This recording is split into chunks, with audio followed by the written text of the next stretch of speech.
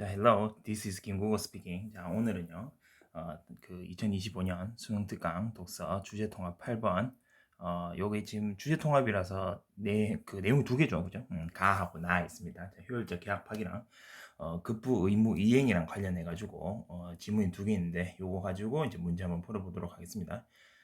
이게 이제 주제 통합이다 보니까 또 이제 가, 나가 또 나뉘어져요. 그래서 가, 나가 나뉘어지고, 그래서, 각각의 어떤 지문은 뭐 크게 뭐 내용이 많지 않습니다. 많지 않지만 그게 두 개가 합쳐져 가지고 이제 조금 많아요. 그러니까 이 내용 자체가 되게 이제 분량이 방대한데, 정신 바짝 차리고, 핵심적인 정보를 딱딱 해내가지고 문제 푸는데, 차근차근, 적용을 시켜주면 될 것 같습니다. 자, 일단 처음 보는 지문이니까 또 대각선 한번 읽어봐야 되겠죠. 자, 대각선을 쭉 한번 보시면은 뭐 약속 있고 계약 있고 그죠? 그리고 여기 보면은 뭐 효율적 계약 파기 뭐 이런 내용이고요, 그죠? 뭐 묵시적 합의 이론 뭐 이런 내용이 있는 걸로 봤을 때 계약하고 관련돼 있다. 그래서 뭐 법이랑 관련돼 있다. 그렇게 보시면 될 것 같습니다. 또 법 지문이죠, 그죠? 자, 수능에서 작년 369 모의고사 하고 수능하고 전부 다 했을 때 계속해서 법지문이 계속 나옵니다. 그죠? 계속 나오고 올해 3월 달에도 이 법지문이 나오기 때문에 계속 쭉 이어져서 법지문이 계속 나올 것 같아요. 그래서 여기 나오는 이 계약도 일종의 법이기 때문에 여러분들 요걸 미리 좀 공부해 놓으면은 수능 연계에 찍어 맞출 확률이 좀 더 올라가겠죠. 그죠? 그래서 열심히 공부를 좀 해주면 좋을 것 같고요. 아무튼 간은 그렇습니다. 그렇게 해가지고 여러분이 맥락을 잡으시면 될 것 같고요. 자, 나에는 보면 또 뭐 급부라고 있습니다. 급부 그죠? 뭐 채무긴 한데 가에는 채무가 나오고요. 나에는 뭐 이제 급부가 나오는데 좀 비슷한 개념인 것 같아요. 어쨌든 간에 뭐 급부가 나오는데 뭐 주된 급부도 있고 부수적 급부도 있고 뭐 보호 의무도 있고 뭐 급부 불이행, 채무 불이행 그것도 있고 또 뭐 밑에 보면은 뭐 그 채권자 지체 뭐 이런 것도 있고 그죠? 그리고 저기 중간에 보면은 이게 의무 불이행도 있고 거기에 대해서 뭐 손해배상을 할 수 있다, 뭐 해제를 할 수 있다, 뭐 이런 얘기는 나오죠, 그죠? 그래서 이런 걸로 봤을 때는 또 이제 이것도 마찬가지로 채무 관계, 그리고 이제 급부 이런 것들, 그냥 계약하고 관련된 어떤 법적인 어떤 그런 것들이겠죠, 그지? 그래서 그걸 바탕으로 해가지고 여러분이 저기 맥락을 잡으시면 될 것 같습니다. 문제 볼게요. 자, 문제 보면 저기 1번은요. 이게 표현문 문제예요. 자, 표현문 문제라서 원래 맨 마지막에 풀어 주셔야 되는데 가, 나가 나누어진 상태는요. 조금 독특합니다. 그래서 가를 다 풀고 난 다음에 나를 풀어 주셔야 돼요. 그래서 이 1번 같은 경우는 좀 나눠서 좀 풀어줄 필요가 있습니다. 그냥 가에 대한 내용부터 먼저 다 제끼고 난 다음에 나를 봐야 돼요. 왜냐하면 이제 나를 이게 보다가 가를 좀 덜 풀면 또 과로 넘어가야 되거든요. 그래서 가를 다 완전히 조져 놓고 그다음에 나로 가야 된다. 그렇게 보시면 될 것 같습니다. 그래서 그걸 조금 유념해 두시고요. 자, 2번으로 넘어가면은 2번은 가에 대한 이 일치 묻는 문제죠. 그래서 이게 이제 순서상 2번, 1번 순으로 가는 게 좋습니다. 2번 풀어주고 1번에서 가에 대한 내용만 표현상의 특징 체크를 해주고 이제 가는 이제 안 읽으면 돼요. 그렇게 보시면 될 것 같고요. 뒷부분에서 가에 대한 내용이 조금 나오긴 하겠지만 이게 완전히 그걸 묻는 내용은 아니기 때문에 일단 가는 일단은 그렇게 해서 마무리를 일단 일단락을 지어 놓는 게 더 좋을 것 같습니다. 자, 뒤에 보면 3번 있어요. 자, 3번에 채권자 지체인데 요거 이제 나의 맨 마지막 부분에 나오죠. 거의 그지? 그리고 저기 4번도 마찬가지로 그죠? 기억이 나의 맨 마지막 부분에 있습니다. 그래서 3번, 4번은 나에 대한 어떤 부분 문제라고 보시면 될 것 같아요. 그래서 요건 나를 읽으면서 풀어주시면 되니까요. 3번, 4번 풀어주시고 그 다음에 5번 적용 문제죠. 요거를 풀어주시면 될 것 같습니다. 그래서 3, 4, 5번을 푸시고 다시 1번으로 돌아가서 표현사의 특징에서 나에 대한 내용을 여러분 체크해가지고 풀어주시면 될 것 같아요. 6번 의문문 문제니까 여러분 쪼대로 풀어주시면 될 것 같고요. 그러면은 순서상 2번, 1번 한 반 정도 하고 그 다음에 3번, 4번, 5번 다시 1번으로 돌아가서 마무리 짓고 6번 이런 식으로 여러분이 풀어주면 좋을 것 같습니다. 총 6문제니까 6, 2, 12 해서 12분이죠. 근데 마지막에 의문문 문제니까 그건 1분 잡아가지고 11분 주도록 하겠습니다. 자, 문제 풀어보세요.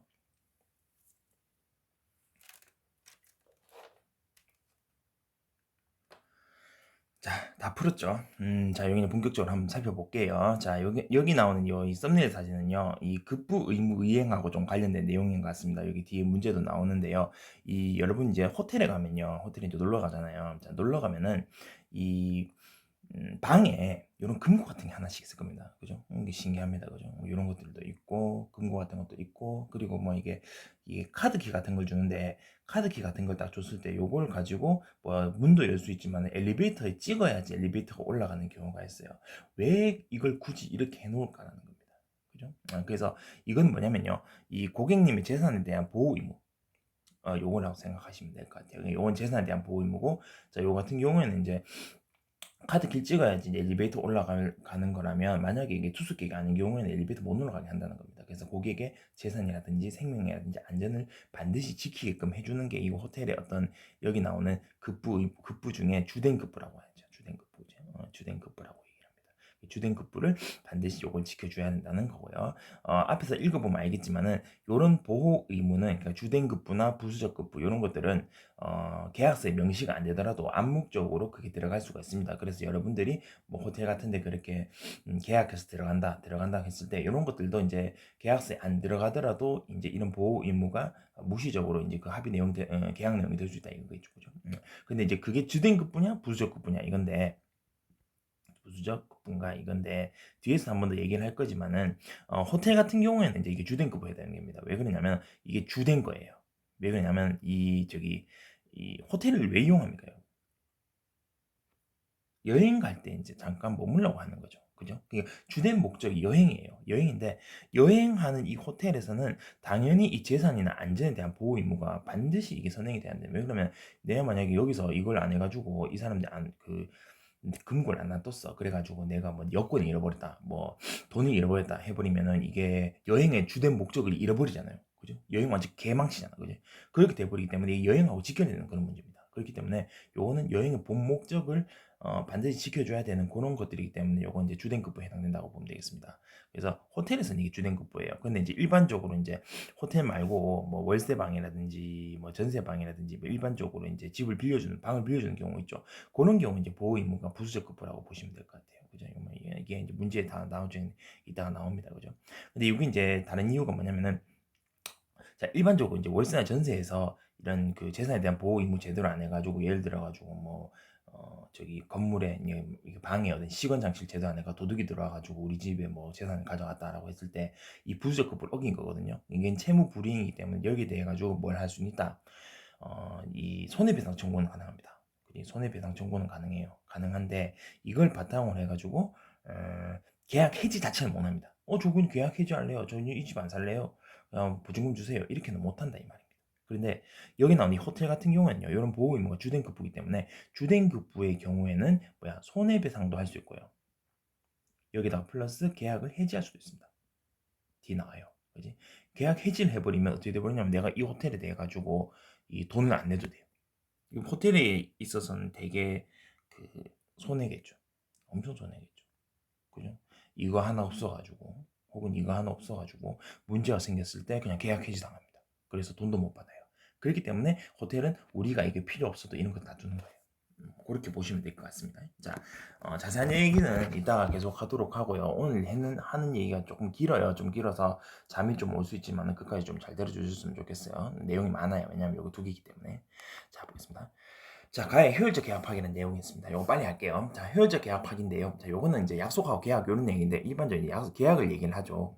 우리가 보통 약속이라고 하면 도덕적 의무를 지게 됩니다. 그래서 불이행할 때는 도덕적 비난을 받아서 심리적 강제를 해가지고 그 의무를 지키게끔 압박을 해요. 그럼 뭐 예를 들어 일반 약속이 있는 겁니다. 예를 들어 얘가 친구랑 그 네모네모 PC방에서 만나기로 했어요. 근데 이 새끼가 이거 1시간 지나도록 안 나오네? 그러면 이제 이거 약속을 어긴 거죠. 도덕적 의무를 어긴 겁니다. 그러니까 도덕적 비난받겠지. 야, 이 새끼야, 하면. 그지? 카톡 막 보내고, 왜 내 말이 씹냐? 왜 안 오냐? 하면, 미안해. 다음부터는 잘 올게. 그지? 다음부터 제대로 올게. 제 시간에 올게. 이렇게 할 수 있겠지. 그지? 이런 거는 도덕적 의무고요. 자, 계약 같은 경우는 여기 이제 되게 이제 주의해야 될 게 법적 의무입니다. 그래서 계약서 잘 써야 돼요, 여러분. 법적 의무인데, 요건 이제 우리가 채무라고 얘기해요. 자, 채무는, 이 채무의 권리를 가지고 있는 사람 채권자라고 하고요. 이 의무를 지는 사람 채무자라고 얘기를 합니다. 이 채무는요, 법적 의무 안 지키면요, 민법상에 불이행했을 때 공권력 강제이행을 할 수 있습니다. 그래서 여러분 계약을 항상 조심해야 되는 게, 계약을 안 지키면은 경찰이 삐용삐용삐용 출동을 해요. 아니면은 법원에서 어떤 사람들을 고용을 해가지고 강제 집행해버립니다. 그지? 그래서 이런 계약들은 여러분 잘 지켜줘야 되고요. 자, 계약은 법적 의무예요. 법적 의무이면서도 도덕적 의무에 해당됩니다. 왜 그러냐면 계약도 약속의 일종이거든요. 그러니까 계약 뭐 약속이 있으면은 약속 안에 계약이 있는 거지. 그지? 그래서 계약을 어기게 되면은 법적 의무의 어떤 책임도 지지만 도덕적 의무의 책임도 진다 이 말입니다. 그지? 뭐 그래서 왜냐면 계약이 약속의 일종이기 때문에 그지? 그래서 예를 들어 가지고 내가 갤럭시 24를 100만 원 주고 살라 그래요. 갤럭시 24를 이제 100만 원 보냈어. 100만 원 보냈는데 이 새끼가 갤럭시 24를 안 보내고 벽돌을 보냈단 말이야. 이 새끼 그지? 그러면 이거는 이제 계약을 어겼기 때문에 이제 요 경찰 삐용삐용 출동을 할 수 있습니다. 그러면서 동시에 뭐야 도덕적인 어떤 이제 비난도 받아야 되겠지, 그지? 그렇게 보시면 되겠습니다. 자, 우리네 이 민법은요, 요런 이제 채무를 불이행해버리면은 강제이행을 해버립니다. 강제이행을 해버리는데 이 민법이라는 게 좀 융통성이 없어요. 그래서 내가 거기에 대해서 손해배상을 해도 강제이행을 해버립니다. 예를 들어가지고 내가 저기 이 100만 원짜리 계약을 했는데 내가 이 사람한테 100만 원을 줘야 돼요. 이 사람 내한테 100만 원짜리 물품을 줬어. 근데 100만 원을 줘야 되는데 100만 원을 깜빡하고 안 줬어요. 깜빡하고 못 줬어. 내가 진짜 막 너무 바빠가지고 못 줬어요 오늘. 그래서 근데 너무 미안한 거야. 이 사람이 내가 하루 늦어가지고 한 20만 원 정도 손해를 봤대. 20만 원 정도 손해를 봐가지고 네 미안해요. 네 그러면 그 100만 원에 손해배는 거 20만 원까지 해가지고 120만 원 손해배상 할게요 하면은 상대방 입장에서는 괜찮잖아. 뭐지 뭐 손해배상 이 금액하고 원래 돈하고 준다 했으니까 그러세요 이렇게 얘기를 할 수 있지만은 우리네 이 민법은요 융통성이 없기 때문에 이렇게 손해배상해도 그냥 강제이행 해버린다는 겁니다. 그러니까 계약을 못 지켰다고 보는 거예요. 융통성이 없다는 거죠. 그래서 이 민법 말고요.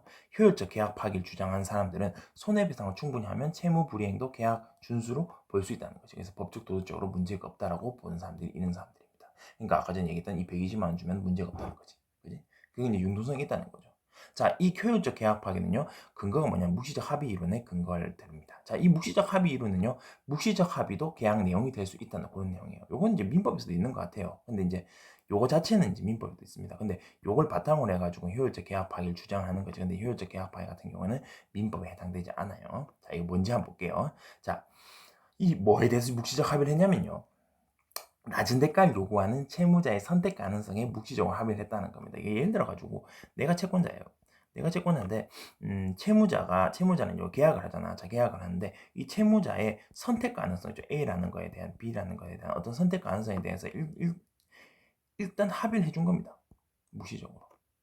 이 무슨 말이냐면 이 채무자가 내 채권자한테 뭔가 이렇게 갚으려고 하잖아요. 뭔가 갚으려고 하는데 얘한테 만약 선택권이 있어요. A로 갚냐 B로 갚냐. 예를 들어서 100만 원을 빌렸는데 이걸 50만 원, 50만 원 나눠서 갚냐 아니면 100만 원 나눠서 갚냐 했을 때 요 둘 중에 하나 선택을 해야 될 거 아니에요. 그지? 이런 어떤 상황에 직면을 했을 때 이 둘 중에 하나를 선택할 수 있는 가능성, 그러니까 선택할 수 있는 권리, 선택할 수 있는 어떤 그런 일이 있을 수 있다라는 거를 이 채권자가 이미 묵시적으로 인정을 해준 겁니다. 뭐 이거 선택하든지 A를 선택하든지 B를 선택하든지 그건 뭐 네 마음대로 해라 이런 거라고 미리 합의를 해준 거예요. 그러니까 미리 묵시적으로 그냥 뭐 그렇다고 인정을 한 거지, 그지? 그렇게 인정한 거기 때문에 만약에 어떤 일이 발생했어요. 어떤 일이 발생했냐? 자, 손해배상과 채무이행 중에 둘 중에 하나를 선택해야 되는 그런 이제 옵션이 생겼단 말이에요. 채무자한테 A 옵션, B 옵션이 생겼단 말이에요.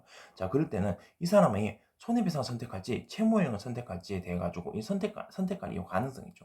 이 둘 중에 하나 선택할 가능성에 대해서는 이미 채권자가 여기 대해 가지고 이미 그냥 인정해놨다 이 말입니다.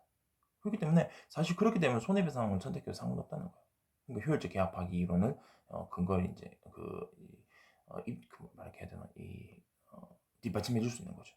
그죠? 그래서 이런 거에 대해서도 무시적 합의란 걸로 되어 있습니다. 이거 마찬가지예요. 100만 원 주는 거 하고 100만 원 주고 이게 강제 이행하고 그죠? 100만 원 강제 이행하고 20만 원 손해배상 하는 거나 120만 원 손해배상 하는 거나 이거나 요거 선택 1번이고 선택 2번이면 이 둘 중 하나 선택할 수 있다. 이겁니다. 여기에 대해서 이제 무시적으로 이미 합의가 된 상태라는 거죠. 이 선택할 수 있다는 가능성에 대해 가지고 어떤 상황이든지 간에 그렇게 본다는 거죠. 그래서 그걸 바탕으로 해가지고 효율적 계약파악이 충분히 이루어질 수 있다는 게 이 사람들의 생각이다. 그렇게 보면 되겠습니다. 자, 2번 문제 한번 볼게요. 자, 이걸 바탕으로 해서 자, 우리 민법에 의하면 손해배상 충분히 이루어질 수 있다라도 계약 내용이 이행하지 않은 계약 위반에 해당된다겠죠. 민법은 왜냐면 융통성이 없으니까요. 자, 그렇게 보시면 될 거고. 자, 약속이 일종이니까 계약 위반이 되면 법적인 것도 되지만 도덕적 의무도 위반된다. 그런 내용이 있었습니다. 자, 무시적 합의론에 의하면 요건 융통성 있는 거죠. 이제 채무자 계약 내용 이행하지 않는 행위는 계약 위반이 아니에요. 계약 이행 왜 언제 손해배상 충분히 하면은 계약 이행이 된다 이 말입니다. 이 말 자체 좀 이상해요. 계약 위반에 해당되지만 손해배상 충분히 뭐가 정당화 된다는 건데 말 자체 좀 이상하긴 해요. 이상하긴 한데 결국엔 이게 맞는 말이 되려면 뭐냐면요. 묵시적 합의 이론에 의하면 손해배상을 충분히 하면은 채무자가 계약 내용대로 이행하지 않는 행위도 계약 이행으로 볼 수 있다. 이게 원래 정답입니다. 근데 3번 자체는 이게 말도 안 될 뿐더러 이제 계약 위반도 아니다. 그렇게 보시면 되겠습니다. 자, 계약을 약속의 일종으로 인정하면서 효율적 계약 파기에 도덕적 정당에서 인정되는 보면 채권자 가장 낮은 대가를 요구한 채무자 계약을 존재한다. 자, 채권자가 가장 낮은 대가를 요구한 채무자 계약하기가 요게 이제 아까 선택 가능성이죠. 그죠? 자, 선택 가능성이 요게 이제 근거가 되지. 그죠? 이 근거 이걸 근거로 해서 이걸 전제 조건 근거로 해가지고 효율적 계약 파기 가능하다고 얘기했지, 그지? 그래서 맞는 말입니다. 효율적 계약 파기가 되면 도덕적 정당성도 인정되고요, 법적 정당성도 당연히 인정되겠지, 그지? 그래서 4번 맞는 내용입니다. 자, 채무자 계약 내용을 이행할 수 있는데도 이행하지 않으면 그 자체가 법적으로 계약 위반이다라고 얘기하는 아주 융통성 없는 이 견해는 민법의 견해죠, 그죠? 자, 민법의 견해에서는 손해배상이 이루어지더라도 강제 이행을 해야 된다라고 보는 거죠, 그지? 맞는 내용입니다. 답은 3번. 쉽죠? 그래서 이제 뭐 팩트 체크만 해주면 충분히 이제 문제 풀 수 있을 것 같습니다. 자, 1번 넘어갈게요. 자, 요거는 가에 대한 내용만 보면 되겠죠. 가는 이 여러 일리가 있는 거 없습니다. X. 자, 그 다음에 가는 도덕적 의무가 먼저 이행된다 이런 얘기 없죠. 그죠? X. 그리고 5번, 6번입니다. 가는 손해배상금의 산정 방법 이런 거 없습니다. 상세 이런 것도 없고요. 그죠? 그래서 1번, 2번 다 5번 다 제끼고요. 3번, 4번 중에 아마 답일 것 같아요. 그죠? 이렇게 우리가 줄여주면 될 것 같고요. 자, 그 다음 넘어가겠습니다. 나 부분. 자, 나는 이제 급부 의무입니다. 급부 의무. 아까 얘기했던 그 호텔 얘기죠. 그죠? 자, 채권 한번 보겠습니다. 자, 채권은요, 특정 행위를 요구할 수 있는 권리입니다. 아까 얘기했던 그 채무하고 이제 반대 개념이겠죠. 이제 채무는 특정 행위를 해야 되는 거고, 채권은 특정 행위를 요구할 수 있는 게 비슷합니다. 그죠? 비슷하고요. 특정 행위라는 걸 이제 급부라고 얘기합니다. 이제 채무랑 똑같은 말이라고 보시면 될 것 같아요. 그죠? 예를 들어서 돈을 갚는 행위, 이런 거겠죠. 자, 이런 행위를 요구할 수 있는 권리가 채권이다. 그럼 행위가 그 급부죠. 그죠? 자, 이 급부는 두 개로 나뉩니다. 주된 급부랑 부수적 급부. 자, 예를 들어서 자, 주된 급부는요. 채권 행사로 실현하고자 이익 그 자체입니다. 그게 목적이에요, 목적. 그러니까 제일 중요하다 이 말이지. 그지? 예를 들어 가지고 내가 100만 원을 주고 갤럭시 24를 살다 했을 때 그 갤럭시 24를 내 앞에 딱 배송해 가지고 내 앞에 딱 두게 하는 게 그게 이제 계약의 목적이잖아요. 그게 이제 주된 급부입니다. 그 사람한테. 그 사람이 내한테 해줄 그지? 그래서 전자제품 배송 같은 경우에는 요게 이제 이익 자체라고 보시면 될 것 같고요. 자, 부수적 급부는요. 주된 급부로부터 채권자가 이익을 얻기 위해서 필요한 수단. 내가 이제 갤럭시 24를 받았으면 그걸 가지고 재밌게 놀아야 될 거 아니에요. 그 재밌게 내가 그거를 그런 주된 급부로부터 내 이익을 이렇게 받으려고 그러면 그거 이제 원활하게 만들어내는 어떤 수단들이 있을 거 아니에요. 예를 들어 가지고 뭐 저기 배터리 충전기라든지 아니면 이어폰이라든지 아니면 뭐 사용 설명서 있죠. 요새는 뭐 저기 어 뭐냐 저기 핸드폰은 요새 사용 설명서 없죠. 그죠? 요새는 이제 띵띵띵 키면은 안에 그 도움말로 딱 다 떠 있잖아요. 그죠? 그런 식으로 이제 사용 설명서를 이제 제공을 해야 되고 또 뭡니까? 반드시 필요한 거 뭐예요? 그 유심 꽂을 때 왜 그 요렇게 생긴 거죠. 이렇게 생긴 거 있죠. 그지? 이렇게 해가지고 거기 요 끝머리 거기 구멍이 축 집어넣어야지 축 튀어나온 부분 있잖아요. 이거 반드시 줘야 된단 말이야. 그지? 근데 요건 이제 수단이죠. 이걸 이렇게 필요한 어떤 수단입니다. 이런 것들 이제 부수적 급부라고 보시면 될 것 같아요. 예를 들어가지고 뭐 사용 설명서 이런 것들. 자, 이런 그 급부들은요, 명시적 합의, 계약서에 들어가 있는 명시적 합의 외에도 무시적으로도 충분히 발생할 수 있습니다. 주된 급부든 부수적 급부든, 그지? 그렇게 보시면 될 것 같고요. 특히 부수적 급부 같은 경우는 사회통념위에서 다 인정이 된다. 예를 들어서 전자제품 사용 설명서 우리가 사회통념위에 가지고 야, 뭐 사면은 청소기를 사든지 TV를 사든지 뭘 사면은 보통 사용 설명서 넣어주잖아요. 그지? 이런 건 사회통념이기 때문에 부수적인 어떤 급부 같은 경우에는 이 사회통념위에서 인정이 충분히 이제 포함되게 된다. 그렇게 보면 되겠습니다. 주의사항 설명해줄 의무는 사회통념위에서 부적급으로 인정을 받는다는. 그지? 자, 여기 나오는 이 보호 의무이죠. 아까 얘기했던 그겁니다. 그지? 채권자의 재산이나 사생활이나 건강 등의 이익 보호를 위해서 필요한 행위, 여기 보호 의무인데 이 보호 의무를 급부로 봅니다.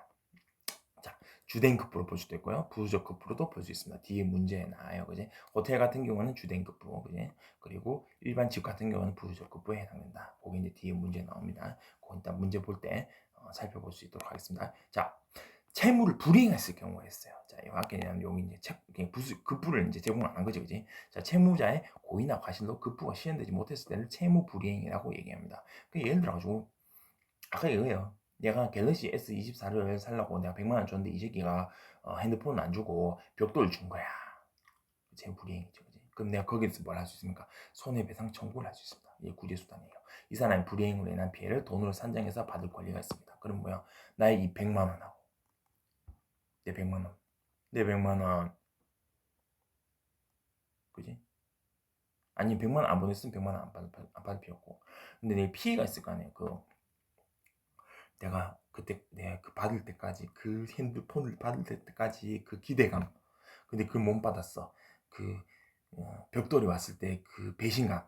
그리고 심장의 두근거림을 느꼈고 갑자기 막 심장이 쿵쾅쿵쾅거리면서 막 스트레스가 막 쌓이고 막 뒷골이 땡기면서 막 갑자기 막 혈압이 오르고 이래가지고 내가 병원에 가가 진단을 받았다. 그래가지고 병원비하고 내 정신적 위자료하고 다 합쳐가지고 100만 10만 원 내놔라 할 수 있잖아요, 그죠? 그래서 요런 이제 손해배상 청구를 할 수 있는 어떤 권리가 있습니다. 자, 근데 이게 문제가 뭐냐면요.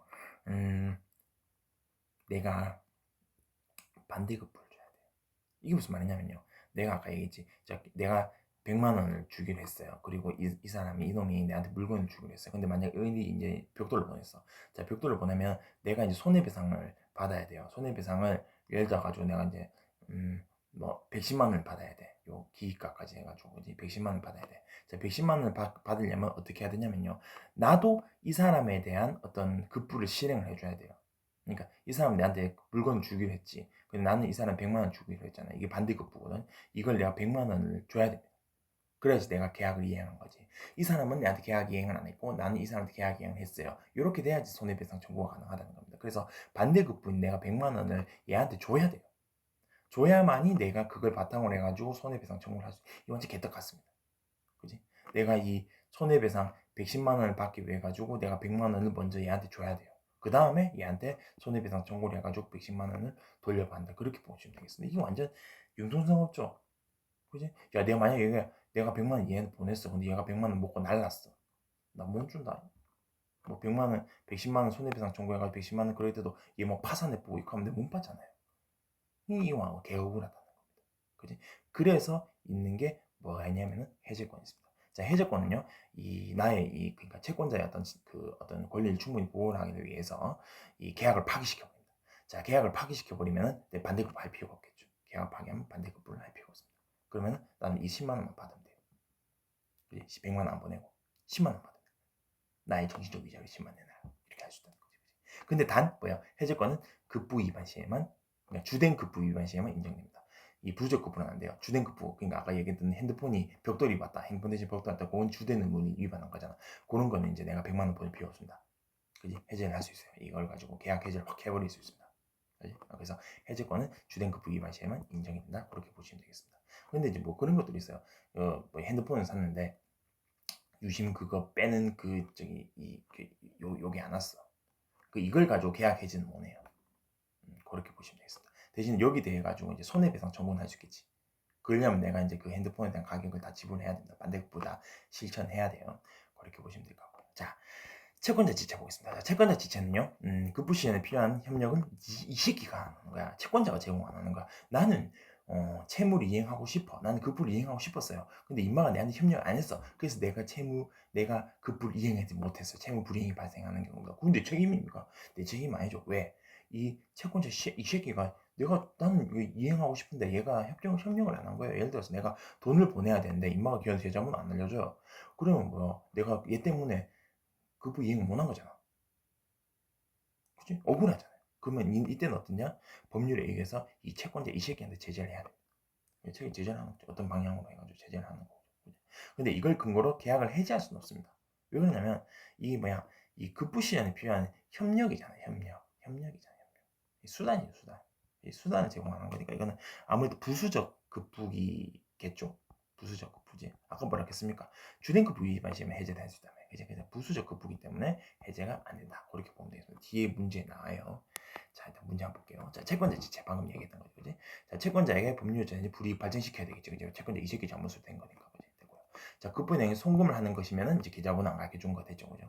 자, 그다음에 채무자 채무이행 마치려면 채권자 협력이 필요한 거예요. 반드시 협력이 필요한 경우에는 이 채권자가 이 협력이 필요한데 채권자 협력 안 해주면 이제 채권 지체가 발생하잖아요, 그죠? 채무 불이행 발생의 경우 채권자에게 주어진 구제수단이니까 채무자한테 주어진 구제수단. 왜냐면 채권자가 잘못했잖아, 그지? 이렇게 한 글자를 살짝 바꿔버립니다, 그냥 X. 예, 수능에서 이렇게 한 글자 살짝 바꿀 수 있어요. 요새는 이제 문제 자체가 수능에 연계가 많이 되기 때문에 문제를 시시꼬아냅니다. 이런 식으로 내신처럼, 그지? 그래서 이런 거 조심하셔야 돼요. 자, 급부 내용이 채무자가 스스로 이행할 완료할 수 있는 건 사실 이거는 이제 채권자 협력이 필요 없으니까, 그지? 내 혼자 할 수 있으니까 채권자 지체가 아예 발생 안 하겠죠, 그지? 맞네요. 답은 4번입니다. 넘어갈게요. 자, 방금 전에 얘기했던 거. 자, 채권자가 협력 안 해도 계약 자체는 해지 못합니다. 왜? 이 계약 자체를 해지를 하려면은 이게 부수적 의무가 아니고 주된 급부, 그지? 부적 급부가 아니고 주된 급부여야지 해지할 수 있기 때문에. 그래서 답은 2번이에요. 자, 보통 인증되더라도 주된 급부 의무는 아니기 때문에, 그지? 협력 의무니까 아니기 때문에 계약 자체를 해지 못한다는 거지. 답은 2번이고요. 채권자는 권리인 채무자 의무를 가지고 있는 당연한 얘기고요. 이거랑 관련 없습니다. 자, 그죠? 채무자 손해배상하면 계약 파기할 수 있는 게 우리 민법 사용 원칙이다. 민법은 융통성 없다 했지, 그지? 손해배상 하더라도 계약 뭐 손해배상 하더라도 뭐 채무 불이행, 그러니까 저기 채무 불이행으로 보는 거죠, 그지? 근데 이 계약 파기는 또 관련 없습니다. 그러니까 이것도 관련 없고요. 관련도 없고 내용도 틀렸습니다, 그지? 막 헛소리고요. 자, 그다음에 채권자의 협력 의무면 도덕적 옳지 않은 행위면 강제 이행의 지적. 야, 도덕적 옳지 않은 거랑 강제 이행하고 뭔 상관입니까, 그지? 이것도 말도 안 되고요. 요거랑 관련도 없습니다, 그지? 자, 알겠어.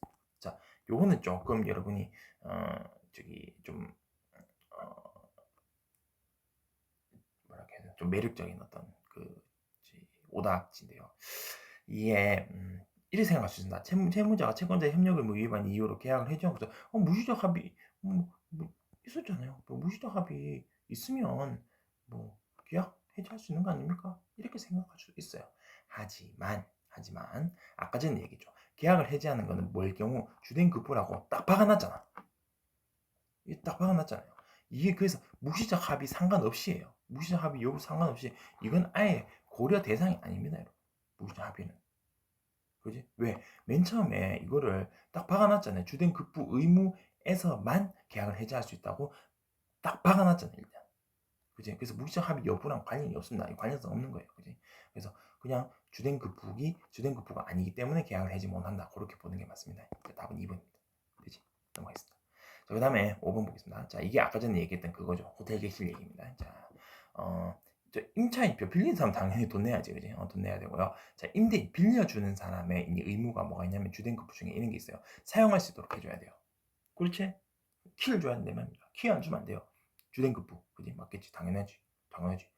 야, 내가 거기서 산다는 걸로 계약을 했는데 당연히 살게 해줘야지. 당연한 내용이고요. 여기 이제 플러스로 뭐가 있냐면 수선 의무가 있어요. 적합한 상태로 유지를 제도시켜줘야 된다 말입니다. 이게 중요해요. 그러니까 요것도 이제 주된 급부에 해당됩니다. 그래서 뭐 호텔도 그렇고 일반 주택도 그렇고요. 이게 왜 집주인한테요. 뭐 수선 이제 예를 들어가지고 집에 뭐 수도가 터졌어. 이거 뭐야 저기 형광등 깔고 이런 거는 이제 그 세입자가 해야 됩니다. 이게 그거라서 뭐지 뭐라 합니까 그 소모품이라 가지고 그런 건 이제 세입자가 해야 돼요. 세입자가 해야 되는데 뭐 이렇게 수선해야 되는 것들 있잖아, 그지? 뭐 벽지가 뭐 개 작살이 나 있다든지 아니면은 뭐 아까 얘기했듯이 수도가 터졌다든지 뭐 전기가 개박살 났다든지 뭐 어떤 그 좀 밑에 뭐 이렇게 장판이 다 뜯어졌다든지 뭐 갈라졌다든지 뭐 이런 것들이죠. 뭐 벽이 갈라졌다든지 이런 것들 수선 의무는 집주인이 해야 돼요. 집주인이 해야 됩니다. 집주인이 해야 되는데 이게 안 지키잖아요. 집주인이 안 지키잖아. 안 지키면 요건 주된급부를 어긴 거기 때문에 이걸 바탕으로 해가지고 계약 해지를 해버릴 수 있습니다. 야, 나 여기 못 살겠다. 당장 보증금 내놔 할 수 있어요. 계약 해지를 할 수 있다는 겁니다. 그래서 항상 보면요. 집주인이 항상 그걸 고쳐줘요. 항상 고쳐줘요. 근데 만약에 집주인이 안 고쳐준다 하면 그거는 이제 이런 상황에 해당되니까 여러분이 권리를 찾으시면 됩니다. 보통 이래요. 보통은 이제 집주인이 직접 오는 게 조금 힘드니까 이렇게 얘기합니다. 그냥 먼저 빨리 급하게 좀 고치시고 영수증 보내주시면 제가 돈 보내드릴게요. 그런 경우가 되게 많아요. 그래서 그 절차 밟으시면 돼요. 근데 대부분의 선량한 집주인님들은 다 그렇게 해주십니다. 대부분 다 그래요. 아무튼 그렇습니다. 자, 여기는 주된 급부기 때문에 안 지키면 계약 해지까지 다 합니다. 그러니까 손해배상 청구도 가능하고 계약 해지도 가능하다. 둘 다 가능하다. 그렇게 보면 되겠습니다. 자, 그리고 보호 의무. 이것도 주된 급부 요건 이제 주된 급분지 주된 급분지 부주적 급분지 나뉘어져요. 자, 임차인의 재산이나 안전의 보호 의무는 계약에 포함될 때만이라고 얘기를 했는데, 우리 아까 얘기했잖아. 그냥 무시적인 것도 다 계약 내에 다 포함 가능합니다. 그래서 이거는 뭐 사실 의미가 없어요. 무시적이든 뭐 명시적이든 다 계약 포함된다. 근데 이제 문제가 뭐냐면은 주택일 경우랑 호텔 객실일 경우 다르다겠지, 그지? 자, 호텔 객실 같은 경우에는 여행 목적 달성 특수성 고려해가지고 이 보호 의무가요. 그 여행의 성패랑 아주 큰 관련이 있기 때문에 이 경우에는 이제 주된급부를 해버립니다. 주된급부를 해버려요. 무시장애 계약사에 포함됩니다. 주된급부예요. 그래서 안 지키면은 손해배상도 하고요. 그리고 계약 해지도 가능하다. 그래서 아까 얘기했죠. 반드시 거기 금고도 있고 이제 키도 제대로 딱 갖춰주는 거지, 그지? 근데 이제 일반 주택 같은 경우에는 요게 이제 주된급부가 부수적이지, 그지? 자, 부수적이기 때문에 이걸 가지고 요게 안 됐다 해서 시건 장치가 제대로 안 돼가 도둑이 들었다 이런 걸 때문에 계약 해지 자체는 못합니다. 대신에 손해배상 청구는 할 수 있겠지. 의무 불이행이니까 부수적 의무 불이행도 부수적 의무 불이행이잖아요. 그래서 거기에 대해서는 손해배상 청구는 가능하다. 근데 이제 그걸 가지고 계약 해지는 못한다. 요거 정도만 알아두면 이제 문제 풀기 쉽습니다. 자, 호텔 객실 임대차 이건 주된 의무죠, 그죠? 임차인 대상 도난된 안전 조치 의무는 주된 급부다, 맞네요. 그 다음에 임대인의 수선 의무, 요거 주된 급부죠, 그죠? 위반하면 임차인은 일방적으로 계약도 파기할 수 있고 손해배상 청구할 수 있다. 왜? 이게 수선 의무가 주된 급부기 때문에 그래요. 자, 임대인이 임차인에게 연락해서 이사 당일 임차물 주택을 사용할 수 있도록 출입문 열쇠를 넘겨주겠다 했어. 난 이거 지키고 싶어. 내가 이걸 사용할 수 있도록 만들어주고 싶어. 난 주된 급부를 지키고 싶어. 근데 이놈은 임차인 새끼가 안 와요.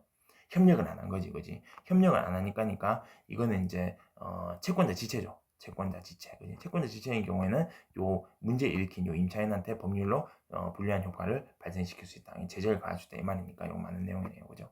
자, 그다음에 임차인이 임차를 지급하지 않는 경우, 요건 이제 임차인이 주된 급부를 안 지킨 거지, 그지? 맞죠? 자, 이럴 때는 임차인이 임차 지급 의무의 이행을 강제하기 위해서는 반대급부가 있어야 돼요. 그래서 나도 이제 그 의무를 이행해야 된다 이 말입니다. 이 입장에서도. 그래서 여기서 사용할 수 있도록 하는 거하고 수선의 명을 다 해줘야 된다 이 말입니다. 그지? 임차 사용할 수 있도록 해줘야 되고 임차물은 사용할 적합한 상태 유지를 해줘야지. 그러니까 내가 반대급부를 그냥 반대급부죠. 반대급부를 해줘야지 이 새끼한테 이런 식으로 뭐 손해배상 청구를 하든지 강제 이행을 하든지 할 수 있다 이 말입니다. 그지? 사고 맞는 거요. 자, 임차물이 주택이네. 그지? 주택 방집 수실에서 임차에 도난을 당한 경우, 요건 이제 부수적 급부를 어긴 거죠. 그지? 부수적 급부를 어기기 때문에 요것도 채무 불이행입니다. 그렇기 때문에 요걸 바탕으로 해가지고 내가 이거를 손해배상 청구를 할 수 있어요. 근데 손해배상 청구를 하지만은 부수적 급부이기 때문에 계약 해지 자체는 못한다. 그렇게 보면 되겠습니다. 남아시사를 제조임에 임대적에서 기대지 않았다면 이에 대한 임대는 이제 무이자 합의가 있으면 이제 계약상이 되겠죠, 그지? 그래서 채무 불이행이 인정이 됩니다, 그지? 인정이 돼서 손해배상 청구 가능합니다. 손해배상 청구 가능하고요, 그지? 다만 부수적 급부기 때문에 계약 해지는 안 된다. 해지는 안 된다. 해지는 안 된다. 그렇게 보시면 되겠습니다. 부수적 급부. 근데 부수적 급부를 어긴 것도 채무 불이행 맞거든요. 그죠? 그래서 손해배상 가능하다. 그렇게 보면 되겠습니다. 그죠? 그래서 주된 급부는 아니기 때문에 계약 해지는 안 되지만 손해배상 가능하다. 이렇게 체크하고 넘어가면 되겠습니다. 5번 답이네요. 넘어갈게요. 자, 마지막 아니네. 아씨, 왜 이렇게 많이 남았노? 자, 요 두 개 중에 한 개 하겠습니다. 이거 쉽죠? 자, 채무자와 채권자 해줘야 되는 특정한 행위는 급부죠. 주된 급부, 부주적 급부 유행 나누고 차이점 설명하고 있다. 다음 3번이네. 쉽네, 그지? 자, 이익이 충돌한 거 이런 거 없습니다. 그리고 조화시킨다 뭐 이런 내용이 없습니다, 그지? 이런 내용 없습니다. 자, 답은 3번이네, 그지? 쉽네요. 자, 다음 6번. 요게 이제 어떻게 하는 게 마땅한 일이다 하니까 이치에 맞다는 말이에요. 도리에 맞다. 이거는 솔직히 도덕적으로 이렇게 해야 된다. 솔직히 이건 좀 이렇게 해야 된다 이 말이잖아요. 그죠? 이치에 맞다, 도리에 맞다니까 요거는 이게 솔직히 이렇게 해야 된다. 진짜 맞는 거는 이치에 맞다, 도리에 맞다니까 답은 5번입니다. 자, 1번, 2번, 4번은요 적합하다는 뜻이에요. 그러니까 나에게 적합한 상태. 여기에 proper한 거지, 그지? 자, 여기도 일을 처리한 proper한, 적합한 사람이 없다. 내 실력에 proper한, 적합한 일자를 찾기 쉽지 않다. 그러니까 1번, 2번, 4번 똑같은 얘기고요. 3번 같은 경우에는 마땅치 않다는 거는 만족 못 한다는 거잖아. 아유, 흡족하지 못해. 아유, 만족하지 못해. 아유, 마음에 안 들어. 이거잖아. 그지? 그래서 이 마땅하다는 거는 흡족한 상태를 얘기하는 거예요. 마음의 어떤 신경이 어떤 생각이란 거지. 그지? 감정이란 거지. 그지? 그래서 요거랑 관련 없다. 그렇게 보시면 되겠습니다. 그지? 그래서 띵띵띵띵 해서 답은 5번입니다. 이렇게 하고요. 자, 고생을 하셨고요. 좀 기네요. 자, 요 마무리하고 다음 시간에는 저기 인문예술입니까? 인문예술 9번이죠. 그거 다시 돌아가 가지고 하도록 하겠습니다. 고생하셨습니다.